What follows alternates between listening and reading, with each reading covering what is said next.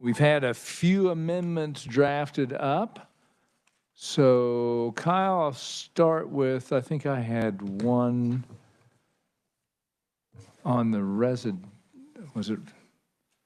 To be honest, I've been back and forth so many times, it's been hard to keep track, but Kyle's got the amendments. There we go.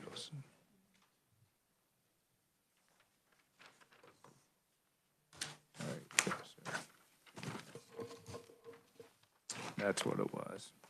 And I'll let you explain this, Kyle. Thank you, Mr. Chairman. So this amendment, it would amend the definition of residential real property. The current language says, means real property that is used exclusively as a place of residence for human habitation. And then language would be added to say, residence for human habitation by the owner or lessee of such property or such owners or lessee's immediate family. And just a reminder that the bill, underlying bill, it talks about restrictions of real property ownership, and the definition of real property expressly exempts residential real property. And again, this balloon is amending residential real property. Thank you, Mr. Chairman.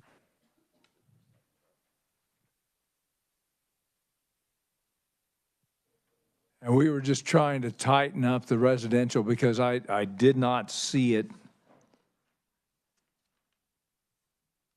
but would take some discussion on the amendment. Pretty sneaky, sis. No, I mean, yeah. Do you want to have time to think about it for a second? I'm just trying to think how that tightens it up, or what it might do to the intent of the bill. Give me just a minute to try to digest it. Absolutely. Trust me, we've had a lot of moving parts and other things today too, so.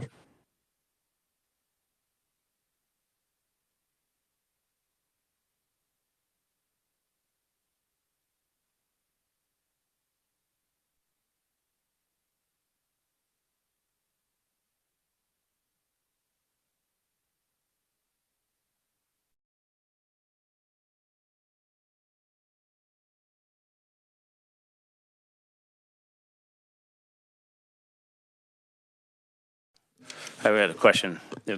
So if somebody owns a piece of real estate and they don't live in it, then this would no longer exclude that piece of real estate.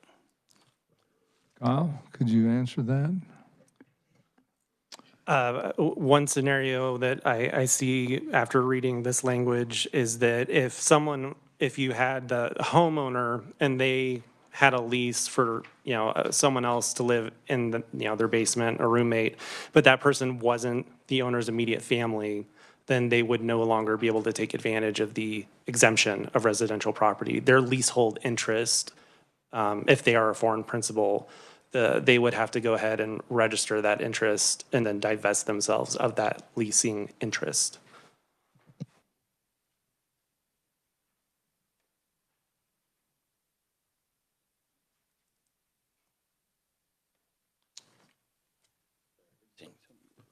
All right, so this looks like a lessee would be somebody that leases a house, right? From someone, not to someone.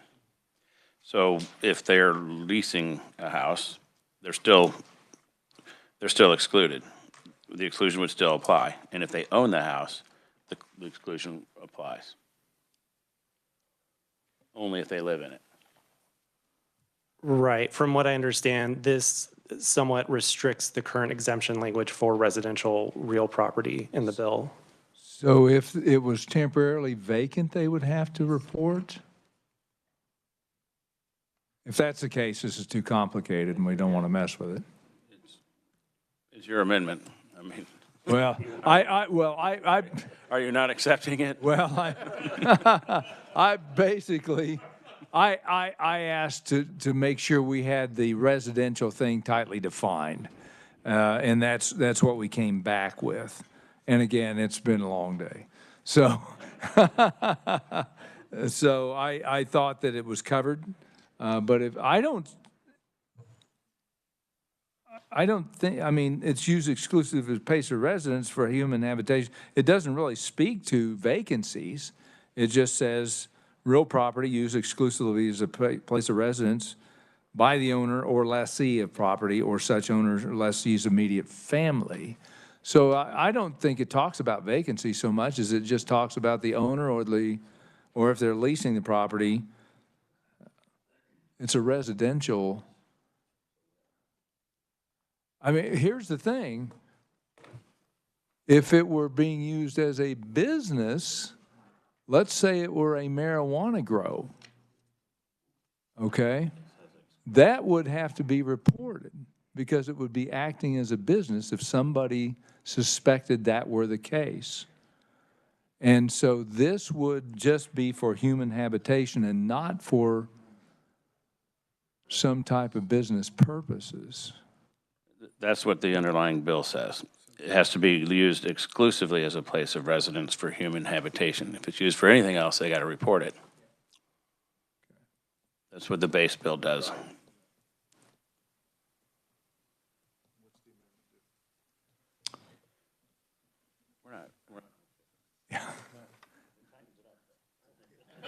It tightens it up. I don't know that we have an issue with it. It's just that is this tried in other states? Will it cause us another lawsuit or an additional lawsuit? I don't know. Like I said, I just asked the revisor to tighten up the definition to make sure that we had it correct, because I didn't. I think I'd be more comfortable leaving it the way it is if you're okay with the. I think we're fine. Yeah. Okay, let's move on. We have another amendment you guys, I think, are brought. So I'll turn that over to you for discussion. No.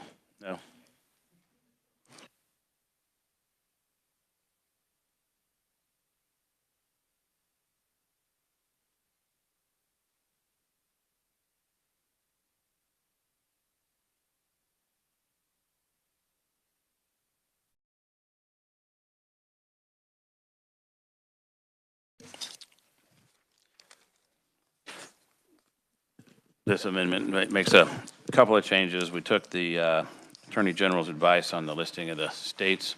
Correct. Which creates less of a hazard for 14th Amendment preemptive concerns, I believe. You want to explain the entire amendment? Yes, thank you, Mr. Chairman. So as you noted, starting at the very bottom of page 1, continuing to page 2, the definition of country of concern would be amended. The list of individual countries would be replaced with a citation to the federal definition of foreign adversary. The federal definition is almost identical to the definition in the current bill.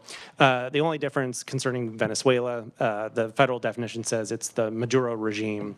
The bill's definition would still continue to include designated foreign terrorist organizations. And then going on to page 5, starting on line 31, the current bill states that any person may report a suspected violation to the AG, and then the AG shall investigate. This provision would be replaced by language that would simply require the Attorney General to investigate suspected violations, even without a report being submitted by a third party. Then moving to the next page, page 6, starting in line 19, the requirements for the AG to send an annual report to certain state offices would be fleshed out just a bit more. The report would detail the implementation of the Kansas Land and Military Installation Protection Act and include the AG's recommended amendments to the definition of country of concern, if any. The report would be sent to the governor, Adjutant General, the Commerce Committees, and the Federal and State Affairs Committees. Thank you, Mr. Chairman.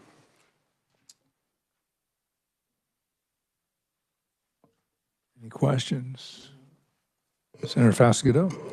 Thank you, Mr. Chairman. And then when they get that information sent to them, then what happens? You're talking about to the AG or Kyle? I think the intent is for them to get a report, the AG to get a report so that they can see if they need to investigate anything. Right. And then we'll get reports in the standing committees, Federal State Affairs, House Reps, and State Affairs of the House and Standing Committee, also in the Senate, so that we can monitor what's happening and make adjustments as necessary.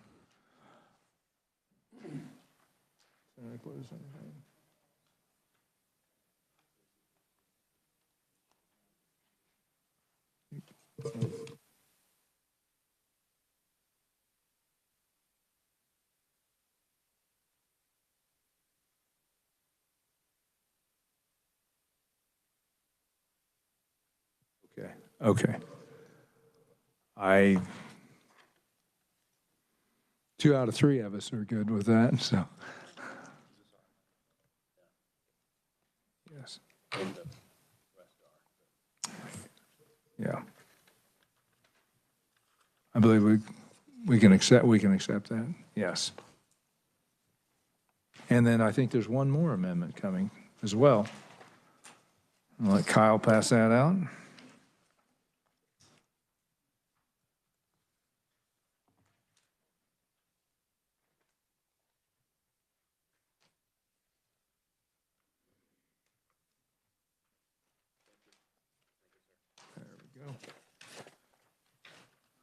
And Kyle, if you'd like to explain that one. Yes, thank you, Mr. Chairman. So turning the page, it would be on page 4 of the underlying bill. It would reduce the required distance from a military installation from 150 miles to 100 miles. And then flipping the page to page 6, another change would require that on or before March 1st of each year, Kansas State University would need to use available data and resources to prepare and submit a report to the legislature and the Attorney General detailing the status and trends of all foreign land holdings of real property within the state of Kansas. And so this provision wouldn't just apply to countries of concern. It would be for any interest that's held in land holdings by foreign individuals or entities. Thank you, Mr. Chairman. And quick question, would that be including residential or excluding residential as you read it, Kyle? So all foreign land holdings? That language is broad, though I think it is in practical terms restricted by the amount of available data and resources that K-State would have access to. Currently, under federal law, the USDA does have a system in place to collect information on foreign land holdings of agricultural land. And I recall during the interim committee on this topic, we had someone from K-State present on that information specific to Kansas. So they do currently have access to data for land holdings of agricultural land, but this would be broader than that, be for all foreign land holdings of real property. I'm guessing the AG then would also have access to that pretty much any time if he needed to query the K-State database. I mean, they'd have to submit a report, but as they're collecting data, I'm assuming the AG's office could contact them and see if there's any new reports. I don't know. I'm just wondering about that. I think there's several places that the AG could get the data, but this just guarantees that they do receive it. And it was an attempt to kind of compromise with what you were trying to do in the Senate, where you wanted this report, these transactions reported before they even happened. And so this is kind of a good way to make sure that all the interested parties are on board with And a little prospective right. amendment to it, which I think is good. So, any questions?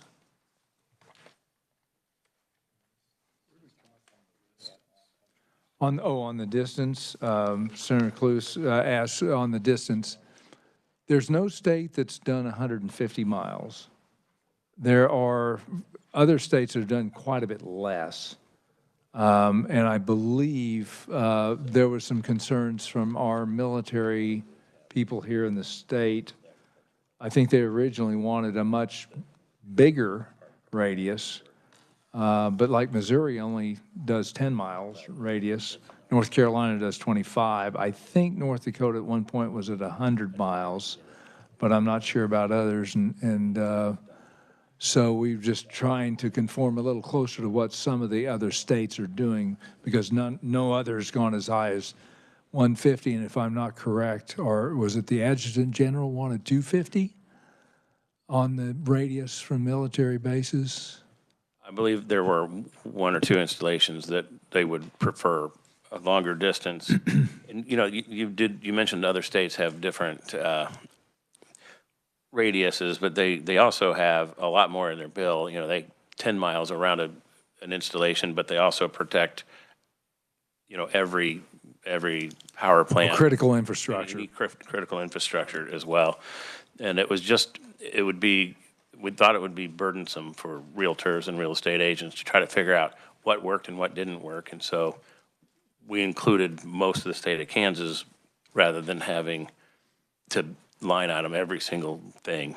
But you wanted to make the change to 100 miles, and we were amicable to, we're okay with that. Yeah, I think with McConnell and Fort Riley, you're going to capture a pretty good chunk of the state with that. So, any questions, Senator? That one, but I do have one. Okay. Thank you, Mr. Chairman. So, not on that question of the distance, but on page 6, or the amendment on page 6, when you talk about the Kansas State University, what department within the university would gather or collect that data or make that those findings or investigate? What department? Are they students? Are they, experts? Who would do that? Just curious. Are they interns? Who would do that? The Ag Economy Department, correct? Yes. For the record, we have the chair of the Agriculture Committee in the room, just in case. I know they've been collecting that. Robin Reed has been doing a great job collecting a lot of that data, so it will just expand her work to do. In fact, I think she came and testified before the Senate committee when we were considering our version of the bill, and did a really good job talking about some of the ag data that she was collecting. So I think they do have the wherewithal to do this. So.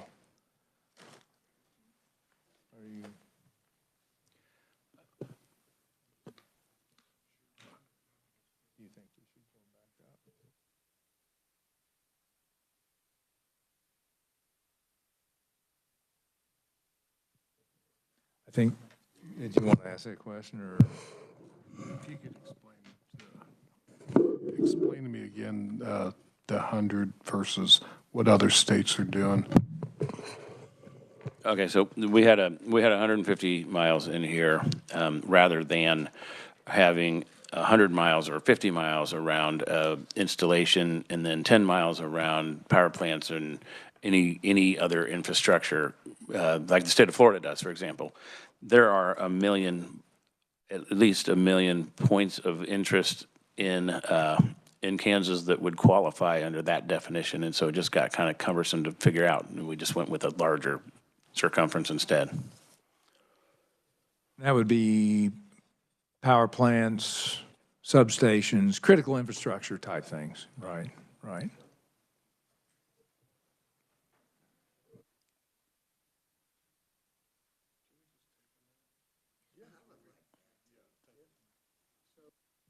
Let us go out, step out for a second here.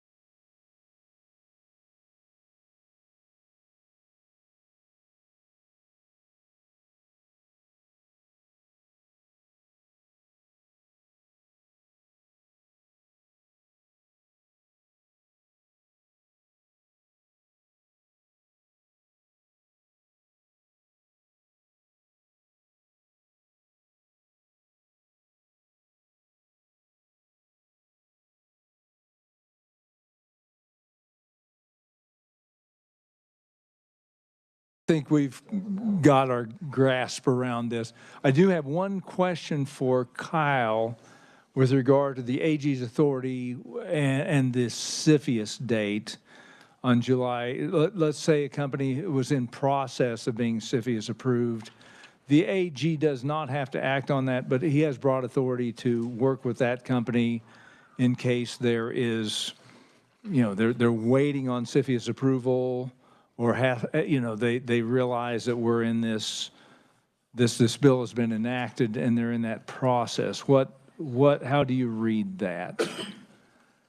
Because I think that shows up in several locations in the bill in sections 3 primarily. There are several references to CFIUS USC 4565 as in effect on July 1st, 2024. Thank you, Mr. Chairman. If an entity had not yet gone through the CFIUS process or had not entered an agreement, they would be beholden to the timetable that is set in the bill. If they are a foreign principal with an ownership interest, they would have to register that interest with the AG within 90 days, and then they would have 360 days to divest. So they would be on the clock. And in that time, they could reach out to CFIUS and perhaps meet those requirements. So they would have 90 days to file with CFIUS? No, After around that July 1st, 2024 date, or on that date, if they had not registered, they would be on the clock to divest. Well, once the bill is enacted on July 1st, 2024, that's when the clock would start for them to register with the AG, just to give information, the fact that they hold the interest itself. Okay. And also, the clock would begin for divestiture 360 days. And so unless they were able to fulfill one of the requirements for an exemption, they would have to divest at the end of that time period.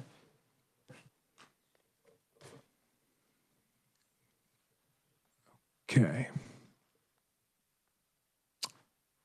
I think I understand that. I believe I understand that. Would this affect small businesses owned by somebody in one of those countries? I do. What are you looking for? So once they report, then the Attorney General investigates. Does he not have to take them to court in order to enact the 360 days? The action in court is upon finding a violation of the act. So one possible scenario would be if a person had gone beyond the 360 days and had not divested by then. That's when the AG would go to court to move that process forward. I think I understand that then. Senator Faustido. Thank you, Mr. Chairman. Chairman Tarwater, to your point, then, who would pay for the litigation? What would be that cost? So, and who would be the prosecutor, the Attorney General? Kyle, it'd be the Attorney General. Yeah, yes. So just clarify the Attorney General's authority on this. So he would, just so I know, so July 1, 2024, the requirement to file is there if you are a foreign covered entity. And if you file, you're not in violation of the law, are you, if you are not CFIUS approved? Or does it just require you to file a report? In that time period, you're on the clock. So you haven't violated the law. You're just on a timetable where in order stay in line with the requirements of this bill, you have to register with the AG within the 90 days. And if you haven't fulfilled one of the exemption requirements by 360 days, move towards divestiture. And another requirement is to send notice to the AG that you have divested your interest.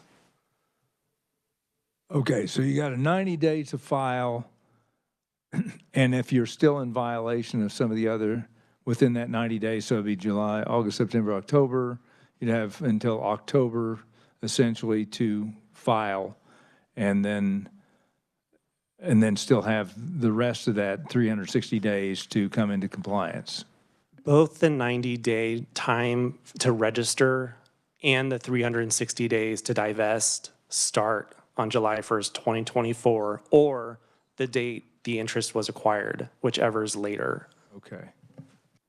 I think I understand.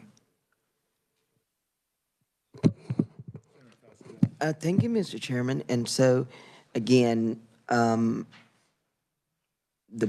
part where if I suspect you are violating this, I can just make a phone call and say, I think you are, and then the process starts just on a hunch.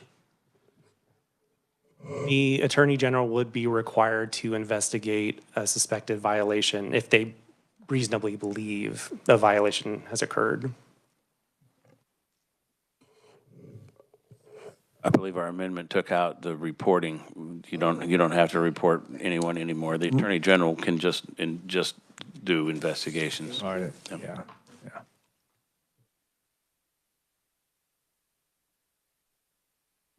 Okay, I think we're good. So do you want your amendment for 100 miles instead of 150 miles? Yeah, yes, the 100 miles I think would be good. I have a suspicion that if you're too far out of whack with what other states are doing, I mean, we can justify the 100 miles based on the critical infrastructure, MBAF, Wolf Creek, things of that nature, and it covers a pretty good chunk of the state. So I think And 100 miles fits, is what CFIUS has also. which makes sense. And, yeah, so I think the 100 miles works pretty well. So I believe we're good on that. I don't believe there are any more amendments at this point that we're aware of. No.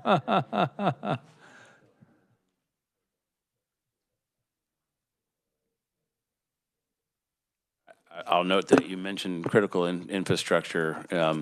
Your amendment does not include critical infrastructure. It's simply 100 miles from a military institution. So, and Correct. we're okay with that too. Yes, yes. I was just talking in theory that the 100-mile radius covers some of those most critical infrastructure type facilities in Kansas, and which is, we're just tightening up the radius. We understand the larger radius, the necessity for that. So.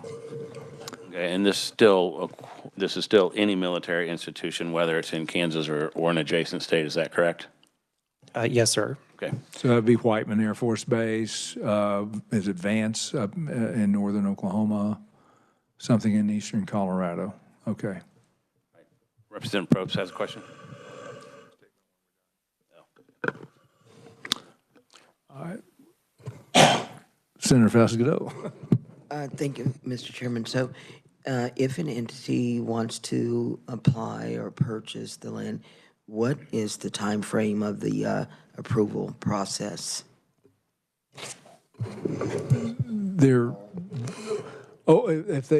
If someone from, that may be a good question. If someone from one of that falls in that list, that federal list, they would be prohibited from purchasing the land. Is that correct? Or they would have to, if they purchase the land, they would have to report? Correct. One of the methods that such an individual could acquire the land is through, inheriting it or other methods. But as soon as they do, yes, they would have to register it within the timetable and then divest it. And that would primarily be with residential property. Well, that's the exemption of the residential property, anything other than residential property. Okay. And if they go through the CFIUS process, they can, and are approved, they can buy whatever they'd like. Got it. What's that approval process?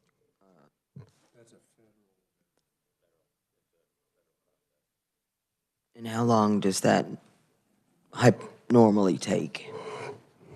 I don't know if we know. Do you know, Kyle, or does maybe the majority leader from the House have an idea?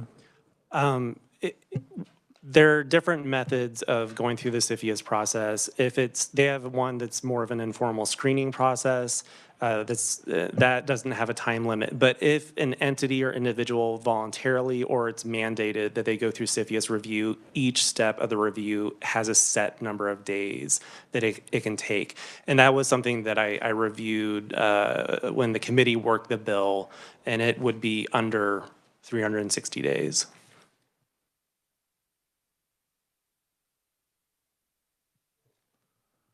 All right.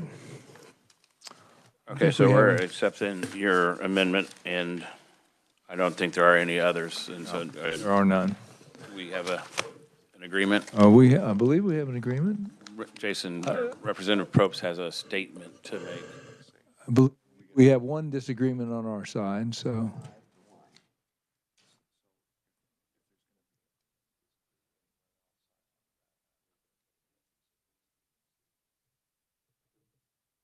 Our member was going to sign the conference committee report, but make a statement that he's not going to vote for it. He just wants to keep the process moving rather than having to come back again. So, Understood. if we're going to, Well, if you disagree and don't want to sign the conference committee report, we'll have to do an agree to disagree to come back.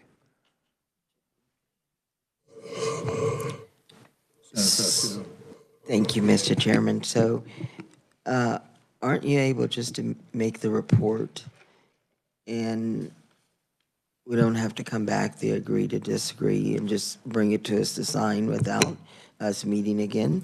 No. Or can't you just do 5? So if an Please. agree to disagree is signed by the conferees and that is adopted by both chambers, then a new conference is appointed, and that those conferees need to meet again to confirm their agreement, but they would not need all six signatures for that report.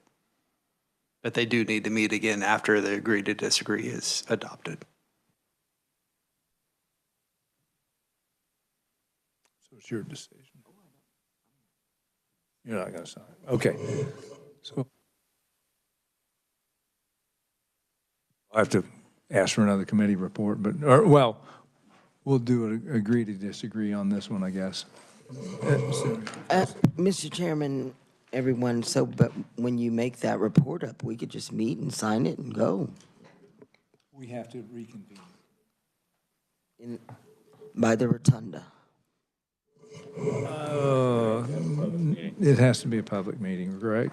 Yes, it has to be a public meeting with access to people, so we strongly recommend just coming back to this room, having a brief recap of what you've agreed to, and then you can sign the full report. Okay. I think that's what we'll do then. all right, see you a little bit later. Can I say this? Sure.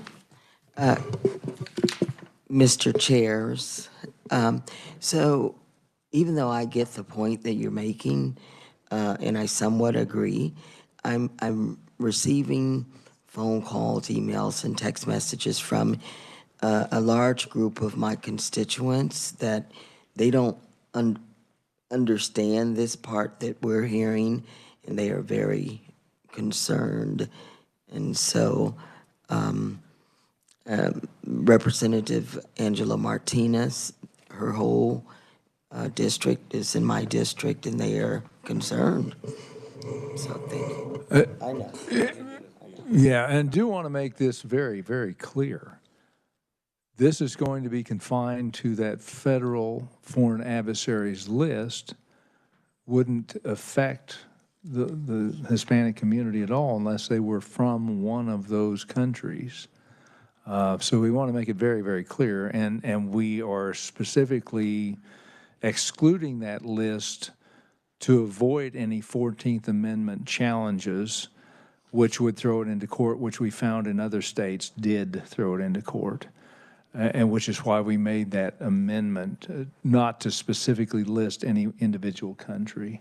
So hopefully the folks in your community there will understand that we're trying to, we are not aiming at them. We're really worried about spying from foreign adversaries, and that's the whole point of the bill. So,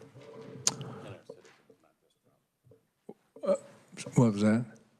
They would be citizens of those countries. Citizens, correct. Citizens of this country. So that's where we're at this point. So I think we've got our agreement going on here, and with that.